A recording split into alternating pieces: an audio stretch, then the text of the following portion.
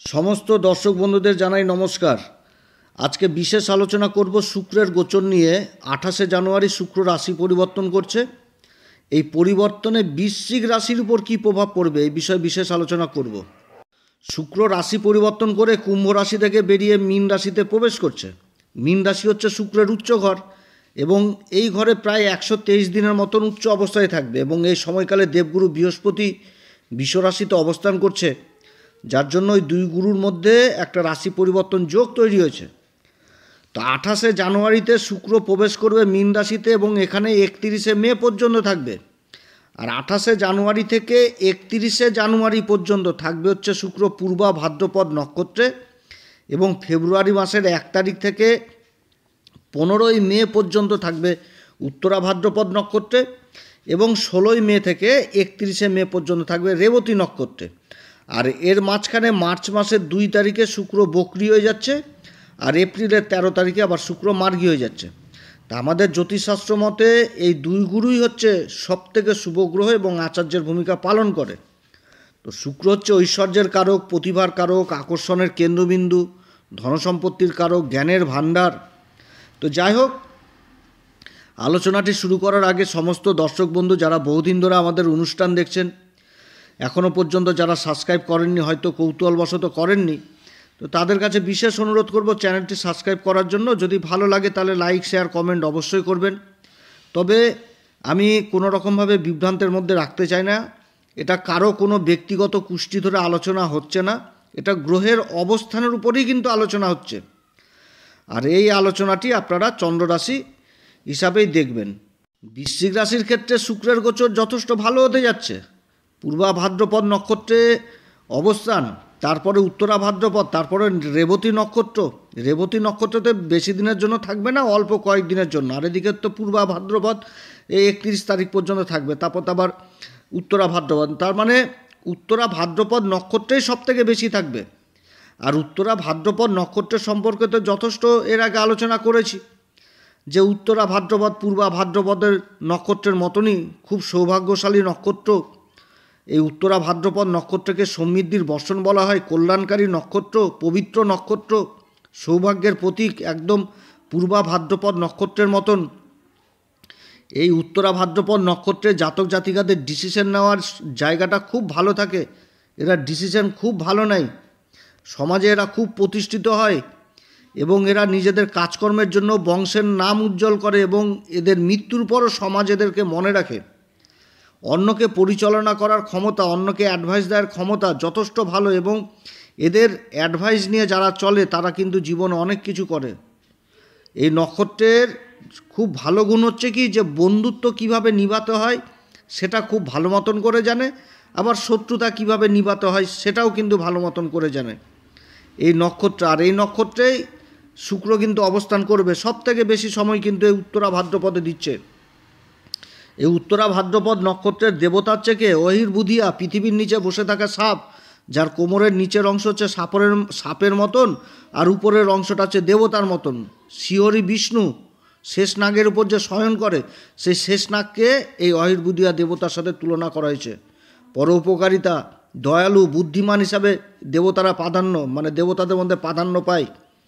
এবং এই নক্ষত্রের অধিপতি হচ্ছে শনি। তো শনি এখানটাতে কী করে? ব্যালেন্স জিনিসটাকে রাখে, মানে বিপরীত থেকে বিপরীত পরিস্থিতিতেও যদি চলে আসে তাও কিন্তু ব্যালেন্স জিনিসটা রাখে এবং অনুশাসনের মধ্যে চলতে থাকে এবং প্রচণ্ড সংবেদনশীল হয়, ইমোশনাল হয়ে যায়।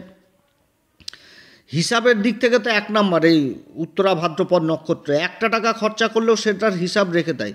আর এই নক্ষত্রের সবথেকে আরও ভালো জিনিস হচ্ছে যে এই নক্ষত্রের জাতিকারা হয় খুব ভাগ্যশালী। মা লক্ষ্মীর সাথে এদের তুলনা করা হয়েছে, মানে মা লক্ষ্মীর স্বয়ং কৃপা থাকে এই নক্ষত্রের উপর, যার জন্য উত্তরা ভাদ্রপদ নক্ষত্রের জাতিকাদের বহু লোক, মানে বহু ব্যক্তি বিয়ে করতে চায়, বিয়ে করার আগ্রহী দেখায়, বিবাহ জীবনে আবদ্ধ হতে চায়। আর এই নক্ষত্রে কিন্তু শুক্রের অবস্থান হচ্ছে। শুক্র হচ্ছে শুভ গ্রহ। এই শুভ গ্রহ সৌন্দর্যের প্রতীক, আকর্ষণের কেন্দ্রবিন্দু এই নক্ষত্র উত্তরা ভাদ্রপদ নক্ষত্রে থাকবে, তার পরম মিত্রের নক্ষত্র। আর তারপরে হচ্ছে রেবতী নক্ষত্র। রেবতী নক্ষত্র হচ্ছে 27তম নক্ষত্র আমাদের জ্যোতিষশাস্ত্রে। এবং রেবতী কথার অর্থটা কি? রেবতী কথার অর্থ হচ্ছে ধনসম্পত্তি, ধনবান, প্রচুর পরিমাণ বিত্তশালী এই নক্ষত্র। এই নক্ষত্র মানে এই নক্ষত্রের দেবতা হচ্ছে পূষা, যিনি সূর্যকে দেখাশোনা করে। এই নক্ষত্রে জাতক কিংবা জাতিকারা খুব মধুরভাষী হয় এবং সৌন্দর্য প্রিয় হয়, ভ্রমণ পিপাসু হয়, আনন্দ প্রিয় স্বভাবের হয়, সাজগুজ জিনিসটাকে খুব বেশি ভালোবাসে। এই নক্ষত্রের অধিপতি হচ্ছে বুধ, আর রাশিটা হয়ে গেছে মীন রাশি। অধিপতি হচ্ছে দেবগুরু বৃহস্পতি, অর্থাৎ দেবগুরু বৃহস্পতির সান্নিধ্যে বুধ চলে এসছে, যার জন্য এরা খুব কল্যাণকারী হয়। এরা কারো সময় কারো কোনো রকমভাবে ভুল করেও কিন্তু অমঙ্গল চিন্তা করে না, চিন্তা হয়ে যায় একদম পজিটিভ যে সবার মঙ্গল হোক। এই নক্ষত্রে শুক্র অবস্থান করবে, ঈশ্বরের প্রতি প্রচণ্ড বিশ্বাসী হয়, আশাবাদী হয়।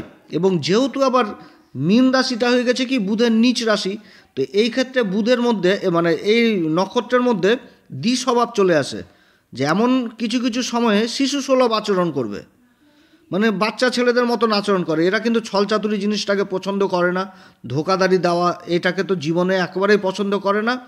তবে নিজের ব্যক্তি, নিজের যাকে খুব ভালোবাসে আপন হিসাবে, হ্যাঁ, তাদেরকে আবার খুব কিন্তু সন্দেহ করে, কিন্তু ফ্যামিলির লোককে আবার এরা খুব বিশ্বাস করে। গান বাজনা, নৃত্য, চিত্র এদিকে এদের যথেষ্ট প্রিয়তা হয়। এবং এরা যদি এগুলো দিকেও নিজের প্রফেশনাল নিয়ে যায়, সেটাতেও যথেষ্ট উন্নতি করে। তরল জাতীয় পদার্থের ব্যবসা, খাবার দাবারের ব্যবসা, চিকিৎসা বিজ্ঞানের সাথে বা রাজনীতি বা দামি পাথর কিংবা ইঞ্জিনিয়ারিং লেভেলেও যথেষ্ট ভালো ফল দেয়। আর এই নক্ষত্রে কিন্তু থাকবে এই শুক্র 16 মে থেকে 31 মে পর্যন্ত। সবথেকে বেশি সময় থাকছে হচ্ছে উত্তরা ভাদ্রপদে, তারপরে রেবতীতে, তারপর হচ্ছে পূর্বা ভাদ্রপদে। 3টি নক্ষত্র যথেষ্ট ভালো ফল দিবে এই শুক্র এই 3টা নক্ষত্রে। বৃশ্চিক রাশির ক্ষেত্রে শুক্র হচ্ছে 7ম ঘরের অধিপতি এবং দ্বাদশ ঘরের অধিপতি। বৃশ্চিক রাশির ক্ষেত্রে শুক্রকে কারক হিসাবে মানা হয় না, কিন্তু কেন্দ্রে যখন নিজের ঘরে অবস্থান করে তখন মালব্য নামক পঞ্চমহাপুরুষ রাজযোগ তৈরি করে। এবার চলে এসে কি নিজের উচ্চ ঘর, দ্বাদশ ঘর, যেটা হচ্ছে পঞ্চম ঘর। এখানটাতে কী করছে? এখানটাতে তো সবার প্রথম কেন্দ্র ত্রিকোণ রাজযোগ তৈরি হয়ে গেল। এবং এই বৃশ্চিক রাশির ক্ষেত্রে কারগ্রহ দেবগুরু বৃহস্পতির সাথে একটা তৎকালীন মিত্রতা সম্পর্ক তৈরি হয়েছে এই সময়কালে এই শুক্রের, যার জন্যই কিন্তু যথেষ্ট ভালো প্রভাব পেতে যাচ্ছে বৃশ্চিক রাশি। তবে বৃশ্চিক রাশির অধিপতি এই সময় কিন্তু 8ম ঘরে বক্রী অবস্থায় রয়েছে দেবগুরু বৃহস্পতির নক্ষত্রে। আর সবথেকে বড় প্লাস পয়েন্ট হচ্ছে এই মুহূর্তে এটাই যে দেবগুরু বৃহস্পতির নক্ষত্রে রাশির অধিপতি অবস্থান করছে, আর দেবগুরু বৃহস্পতির একদম সরাসরি রাশির উপর দৃষ্টি পড়ছে। এবং ফেব্রুয়ারি মাসের 4 তারিখ পর্যন্ত বক্রী অবস্থায়, তারপরে আবার মার্গী আছে। আর এই মাঝখানে আবার শুক্র ঢুকে পড়লে এই পঞ্চম ঘর, নিজের উচ্চ ঘরে। বৃশ্চিক রাশি এমন একটি রাশি যে নিজের কাজের প্রতি একটা বিশেষ একাগ্রতা নিয়ে আসে এবং নিজের কাজের প্রতি খুব চিন্তা ভাবনা করে, তার সাথে প্রচণ্ড রাগী হয় এবং ক্রোধ, জেদ এগুলো কিন্তু যথেষ্ট থাকে। এবার শুক্র যে কি সৌন্দর্যের প্রতীক, দ্বাদশ ঘরে উচ্চ অবস্থায় অবস্থান করছে, এই সময়টাতে একটা সুন্দর তৎকালীন সম্পর্ক উঠে এসছে, যার জন্য যথেষ্ট ভালো পরিবর্তন, কেন্দ্র ত্রিকোণ রাজযোগ। অর্থাৎ শুক্র কিন্তু শ্রেষ্ঠ রেজাল্টটাই দিবে এই সময় বৃশ্চিক রাশির ক্ষেত্রে। তবে যখন শুক্র আবার বক্রী হয়ে যাবে মাঝখানে, তখন কিন্তু রেজাল্টটা কমে যাবে এবং কিছু দিকেও কিন্তু সাবধানে থাকতে হবে, সেটা সেই সময় আলোচনা করব। তবে যে অবস্থানটা শুক্রের বর্তমানে হতে যাচ্ছে তাতে ব্যক্তিত্বের উপর বিশেষ প্রভাব পড়বে, একটা সমাজে যথেষ্ট প্রভাব পড়বে এই সময়কালে। এই বৃশ্চিক রাশির আকর্ষণের কেন্দ্রবিন্দু হবে, নতুন একটা পরিচিতি বাড়বে। শুক্র যেরকম প্রতিভার কারক, সেরকম আকর্ষণের কারক, সেরকম আবার ভোগ বিলাসিতারও কারক। আর শুক্র হচ্ছে কি শখ, আনন্দ, ফুর্তি এগুলো কিন্তু শুক্র জীবনে ঘটাবে। এবার রাহুর সাথে পঞ্চম ঘরে অবস্থান করছে, অর্থাৎ এই সময়কালে অনেক ক্ষেত্রে কিন্তু যথেষ্ট সাবধানে থাকতে হবে, না তো কিন্তু চারিত্রিক দিকে একটা যথেষ্ট ব্যাপার ঘটে যাবে, যেটাতে মান সম্মান পর্যন্ত যেতে পারে এই বৃশ্চিক রাশির। তো যাই হোক, কোন কোন দিকে সাবধানে থাকতে হবে সেটা আলোচনার মাধ্যমে বলবো।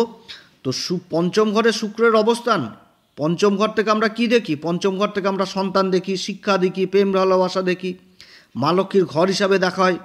পঞ্চম ঘর সোশ্যাল মিডিয়ার ঘর, সিনেমা জগতের ঘর, তার সাথে শেয়ার মার্কেটের ঘর। আর এখানটাতে শুক্র অবস্থান করছে উচ্চ অবস্থায়, তাও আবার কেন্দ্র ত্রিকোণ রাজযোগ তৈরি করেছে। এবং দুই গুরুর মধ্যে এক গুরু অবস্থান করছে কেন্দ্রে, রাশির উপর দৃষ্টি দিচ্ছে, আর এক গুরু অবস্থান করছে পঞ্চম ঘরে উচ্চ অবস্থায়। তো এই যে পরিবর্তন যোগ, এটা কি যাতা ব্যাপার এই সময়কালে এই বৃশ্চিক রাশির ক্ষেত্রে? তা আমি তো বলে যাব যেগুলো ভালো দিক, এটা আমি কেন, সবাই বলবে, যত জ্যোতিষী আছে সব একই কথা বলবে, কিন্তু আলোচনা তো করছি। কিন্তু দেখা গেলো যে যাদের জন্মকুষ্ঠীতে গ্রহের অবস্থান খারাপ তাদের তো আবার ফলের দিকে কম হবে। অতএব তাদের কাছে বিশেষ অনুরোধ করব, দেখেন ঢাইয়া তো শেষ হচ্ছে, একটা তো মানসিক অশান্তি মানসিক যন্ত্রণা পেয়ে গেছেন, তো এবার কিভাবে চলবেন, একমাত্র জ্যোতিষী কিন্তু ভালো উপাচার মাধ্যমে যথেষ্ট জীবনকে ভালোর দিকে নিয়ে যেতে পারে। অতএব যাদের জন্মকুষ্ঠীতে গ্রহের অবস্থা খারাপ রয়েছে তাদের কাছে বিশেষ অনুরোধ করব, আপনারা অবশ্যই কোনো ভালো জ্যোতিষীর পরামর্শ নেবেন। আমাদের হোয়াটসঅ্যাপ নাম্বার দেওয়া রয়েছে, প্রয়োজন মনে করলে আমাদের সাথে যোগাযোগ করতে পারেন, তবে আমাদের শুল্ক লাগু থাকবে। আর আমাদের সাথেই যোগাযোগ করতে হবে এরকম কোনো ব্যাপার নাই, আপনাদের আশেপাশেও তো ভালো লোক রয়েছে, তাদের সাথেও যোগাযোগ করবেন। তো শিক্ষার ঘরে শুক্রের অবস্থান জ্যোতিষশাস্ত্র মতে এই দুই গুরুই হচ্ছে আচার্যর ভূমিকা পালন করে, শিক্ষার ভাণ্ডার। আর দুই গুরু, এক গুরু দেখছে রাশিকে, আর আরেক গুরু শিক্ষার ঘরে উচ্চ অবস্থায় বসেছে। তো ছাত্রছাত্রীদের পড়াশোনাতে বিশেষ মনোযোগ বসবে, এবং তার সাথে যে সমস্ত ছাত্রছাত্রীরা উচ্চশিক্ষার জন্য, কারণ রাহু তো রয়েছে সাথে, এখানটাতে সফটওয়্যার বা যারা টেকনিক্যাল দিকে রয়েছে বা যারা কোনো মেডিকেলের দিকে রয়েছে, কারণ দ্বাদশ ঘর থেকে মেডিকেল জিনিসটাকে দেখা হয়। তো এই সমস্ত ছাত্রছাত্রীদের স্বপ্ন কিন্তু পূরণ হবে, বাইরে যাওয়ার, যে রাজ্যের বাইরে যাওয়া বা দেশের বাইরে যে কোনো ভালো কলেজে অ্যাডমিশন নেওয়া, এইগুলো যারা স্বপ্ন দেখছেন তাদের কিন্তু এই সময় স্বপ্ন এর দিকে পূরণ হবে। আবার এই সময়কালে পিতামাতারা যারা সন্তান সুখ থেকে বঞ্চিত ছিল তারাও কিন্তু সন্তান লাভের প্রবল সম্ভাবনা থাকছে, তবে ট্রিটমেন্টের মাধ্যমে, কারণ দ্বাদশপতি শুক্র পঞ্চম ঘরে অবস্থান করছে, দ্বাদশ ঘর থেকে মেডিকেল দেখি এবং বিদেশ যাত্রা দেখি, যার জন্য নিজের দেশের বা নিজের জন্মস্থান থেকে দূরে ভালো ডাক্তারের বর্দির পরামর্শ নিলে এ সময় সন্তান লাভের প্রবল যোগ তৈরি হয়েছে। কারণ দেবগুরু বৃহস্পতির সাথে একটা স্থান পরিবর্তন এবং গুরুর দৃষ্টি রাশির উপর পড়ছে, আর গুরু হচ্ছে সন্তান ঘরের অধিপতি, এবং এই সময় দ্বাদশ ঘরে শুক্রের অবস্থান উচ্চ অবস্থায়, শুক্রের দৃষ্টি লাভের ঘরে পড়ছে, কর্মক্ষেত্রে একাধিক লাভের রাস্তা তৈরি হবে এই বৃশ্চিক রাশির ক্ষেত্রে। বিগত দিনে যে দৃশ্যগুলো দেখেছিল শনির ঢাইয়া চলাকালীন, শুক্র এই যে তিনটি নক্ষত্র পূর্বা ভাদ্রপদ, উত্তরা ভাদ্রপদ, রেবতী নক্ষত্রে শুক্রের অবস্থান যথেষ্ট ভালো ফল দেবে, লাভের একাধিক রাস্তা তৈরি হবে বৃশ্চিক রাশির ক্ষেত্রে। তবে রাশির অধিপতি বক্রী অবস্থায় অবস্থান করছে এটা ঠিক, কিন্তু যে নক্ষত্রটা পেয়েছে সেটা তো দেবগুরু বৃহস্পতির নক্ষত্র, দেবগুরু বৃহস্পতির নক্ষত্রে পেয়েছে, আর দেবগুরু বৃহস্পতি রাশির উপর দৃষ্টি দিচ্ছে, এবং ফেব্রুয়ারি মাসের 4 তারিখে দেবগুরু বৃহস্পতি আবার মার্গী হয়ে যাচ্ছে। এর থেকে আর কি ভালো একটা যোগ সংযোগ এতদিন পরে একটা উঠে এসছে, এর থেকে আর কি ভালো বলবো। অভূতপূর্ব পরিবর্তন, মানে যথেষ্ট ভালো প্রভাব পেতে যাচ্ছে এই বৃশ্চিক রাশি এই সময়কালে। কর্মক্ষেত্রে বিশেষ সফলতা পাবে যারা স্ত্রীবর্গীয় ব্যবসার সাথে জড়িত রয়েছেন, কসমেটিকের ব্যবসা, অলংকার, জুয়েলারির ব্যবসা, লাক্সারি আইটেমের ব্যবসা, ফ্যাশন ডিজাইনার, বিউটিশিয়ান যথেষ্ট ভালো রেজাল্ট পাবে। যারা মিষ্টান্নর কাজে জড়িত রয়েছেন তারাও বিশেষ ভালো রেজাল্ট পাবে। এই সময়কালে বৃশ্চিক রাশির বহু জাতক জাতিকাদের যেরকম বিবাহের সম্বন্ধ আসা চালু হবে, সেরকম আবার বিবাহের বন্ধনে আবদ্ধ হবে। যারা নতুন দম্পতি তাদের মধ্যে একটা রোমান্টিক মনোভাব থাকবে, অ্যাডভেঞ্চার লাইফ থাকবে, কোথাও ঘুরতে যাওয়া, কোথাও থাকা, কোথাও মানে যাই হোক যেটা আনন্দ ফুর্তি। এছাড়া বহু বৃশ্চিক রাশি জাতক জাতিকাদের এই সময় তীর্থস্থান ভ্রমণের যোগ রয়েছে। সন্তানের কর্মে বিশেষ উন্নতি রয়েছে, সন্তান যে কর্মই করবে তাতে যথেষ্ট লাভবান হবে। তবে পিতামাতারা সন্তানের দিকে আবার বিশেষ চিন্তিত থাকবেন, ওই সমস্ত সন্তান যারা প্রেমের আবদ্ধে পড়েছেন, যারা প্রেম ভালোবাসার মধ্যে জড়িত হয়ে পড়েছেন, তাদের মা বাবারা কিন্তু সত্যি চিন্তাতে থাকবে যে কোন সময় কোন অকাম করে নিয়ে আসবে ছেলেরা। তো রাহুর সাথে যেহেতু শুক্রের জুতি এই পঞ্চম ঘরে, প্রেম ভালোবাসার জায়গাতে একটা কিন্তু উগ্রতা মনোভাব চলে আসবে, কারণ রাহু হচ্ছে কি তামসিক আর শুক্র হচ্ছে কি ভোগ, তাহলে সুখ ভোগ দিকে একটা তামসিক ব্যাপার কাজ করবে। তো যাই হোক এটা সেটা হলে হবে আর কি। যারা সোশ্যাল মিডিয়াতে অ্যাক্টিভ রয়েছে, সিনেমা জগতে অ্যাক্টিভ রয়েছে, এদিকে কিন্তু যথেষ্ট ভালো উন্নতি করবে, আকর্ষণের কেন্দ্রবিন্দু হবে। যারা ফেসবুকে অ্যাক্টিভ রয়েছেন, তারপর ইনস্টাগ্রামে অ্যাক্টিভ রয়েছেন, ইউটিউবার নিজেদের লক্ষ্যকে প্রাপ্ত করতে পারবে, তার সাথে বিদেশি অর্থ ইনকাম করতে পারবে। এই সময় যোগাযোগ জিনিসটা ব্যাপক হতে যাচ্ছে, নিজের কর্মক্ষেত্রে নিজের প্রতিভা উঠে আসবে, কর্মক্ষেত্রে আকর্ষণের কেন্দ্রবিন্দু হবে, রোজগারের আয় ইনকাম যথেষ্ট বৃদ্ধি পাবে, ব্যক্তিত্বের উপর বিশেষ প্রভাব পড়বে। রাজনীতির সাথে যারা যুক্ত রয়েছেন তারা বিশেষভাবে প্রভাবিত হবে, নিজের কাজের দায়িত্ব বাড়বে, নিজের কথাকে সবার সামনে তুলে ধরতে পারবে, কর্মক্ষেত্রে ব্যাপক যোগাযোগ হবে, এবং যোগাযোগে বহু রকম অফার এই সময় পেতে যাচ্ছে এই বৃশ্চিক রাশি। গোপন শত্রুদের হাত থেকেও এই সময় যথেষ্ট রক্ষা পাবে এই বৃশ্চিক রাশি। তো যেদিকে সাবধান সেটা হচ্ছে নিজের চরিত্রের উপর, কারণ রাশির অধিপতি অষ্টম ঘরে অবস্থান করেছে। সংঘর্ষ জিনিস, গোপন জিনিসটা চলে আসবে, কোনো ইন্টারনাল অ্যাফেয়ার, গোপন অ্যাফেয়ার যদি থাকে, এদিকে সাবধান। এটা কিন্তু উঠে আসার প্রবল সম্ভাবনা থাকছে, যার জন্য কিন্তু দাম্পত্য জীবনে একটা বিশেষ অশান্তি হলেও হতে পারে। এদিকে কিন্তু সাবধানে থাকতে হবে। পুনঃ ঘটিত ব্যাপার, যদি স্ত্রী হন তাহলে পুরুষের প্রতি, পুরুষ যদি হন তাহলে স্ত্রীর প্রতি একটা বিশেষ আকর্ষণ এই সময় কিন্তু আসবে। এদিকে যথেষ্ট সাবধান। এবং কর্মক্ষেত্রে কোনো নারীকে অবশ্যই, যে কোনো নারীকেই সম্মান করতে হবে, যে কোনো নারীকে সম্মান করতে হবে নিজের কর্মক্ষেত্রে, নিজের ব্যবসা ক্ষেত্রে। তাদের সাথে কিন্তু কোনো রকমভাবে বাকবিতণ্ডায় জড়িত হওয়া যাবে না, এটা কিন্তু সবসময় মাথায় রাখতে হবে। অতএব আচ্ছা, এই সময়কালে এই বৃশ্চিক রাশি কোন উপাচার করবে? প্রত্যেক দিন গোমাতার সেবা করবেন, সূর্যদেবকে অর্ঘ্য দিবেন এবং প্রত্যেক দিন হনুমান চল্লিশা, বজরংবাণ এগুলো পাঠ করবেন। আর এগুলো পাঠ করার আগে শ্রীরাম সীতার প্রণাম মন্ত্র অবশ্যই করবেন। তো যাই হোক প্রিয় দর্শক বন্ধুরা, অনেক কথা বললাম, অনেকক্ষণ আলোচনা করলাম। যদি এই পরামর্শ সত্যি আপনাদের কাছে ভালো লাগে তাহলে এই অ্যাস্ট্রো বাংলা চ্যানেলকে নিজের ভেবে সাবস্ক্রাইব করবেন। ঈশ্বর আপনাদের সবার মঙ্গল করুক। যত দুঃখ কষ্ট পেয়েছেন এই ঢাইয়া চলাকালীন, সেই দুঃখের যেন অবসান হয় এবং ঈশ্বর আপনার এবং আপনার ফ্যামিলির প্রত্যেকটা মেম্বারের উপর যেন কৃপা দৃষ্টি রাখে, এটাই আমি ঈশ্বরের কাছে প্রার্থনা করছি, ভগবানের কাছে। আপনারা সবাই ভালো থাকেন, সুখে থাকেন, শান্তিতে থাকেন। এরপরে আবার আসবে একটি নতুন পর্ব নিয়ে। নমস্কার, ধন্যবাদ।